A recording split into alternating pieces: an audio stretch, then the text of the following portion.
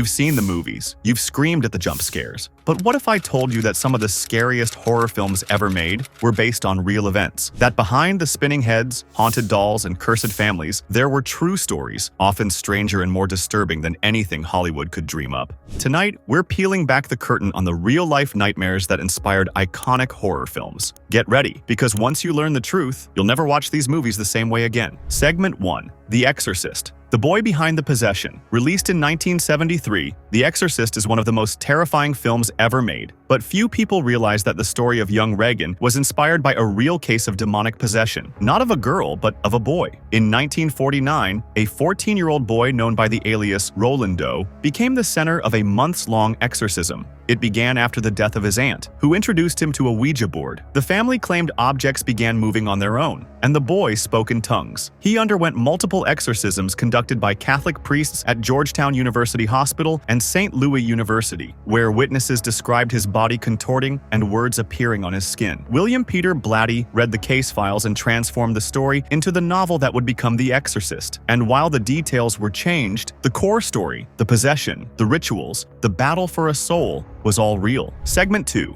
Annabelle. The doll that should never be touched. You've seen her in the Conjuring Annabelle and Annabelle Comes Home, but the real Annabelle doesn't have porcelain skin or a sinister smirk. In real life, she's a Raggedy Ann doll. In 1970, a nursing student received the doll as a gift. Soon after, she and her roommate noticed the doll moved on its own, changed positions, and even left notes saying, "Help me." A psychic claimed the doll was inhabited by the spirit of a young girl named Annabelle Higgins. But when Ed and Lorraine Warren were called in, they believed it was a demonic entity using the doll as a conduit. The Warrens took the doll and sealed her in a glass case in their occult museum, where she remains to this day, with a warning: do not touch. Visitors who mocked the doll have reportedly experienced car crashes, near-death experiences, and even death within days. Whether you believe it or not, Annabelle's reputation is chilling. Segment 3. The Conjuring. The Perron Family. Haunting. The Conjuring isn't just a movie, it's a detailed retelling of the Warrens' most disturbing case. In 1971, the Perron family moved into a quiet farmhouse in Harrisville, Rhode Island, and the nightmare began. Carolyn Perron was reportedly attacked by a spirit known as Bathsheba, a woman rumored to have been a witch who lived on the land in the 1800s. Furniture moved on its own, doors slammed, the children saw shadow figures and even floated in their sleep. Carolyn became the target, experiencing bites, bruises, and full-on possession attempts. The Warrens attempted a seance to cleanse the home, but it only made things worse. The real Perron family eventually fled, claiming they were never truly safe there again. Segment 4. The Texas Chainsaw Massacre, inspired by Ed Gein. While the Texas Chainsaw Massacre is often dismissed as pure fiction, its inspiration comes from one of America's most disturbing true crime cases, Ed Gein. In 1957, police in Wisconsin discovered Gein's home was filled with human remains, including furniture made from bones and skin.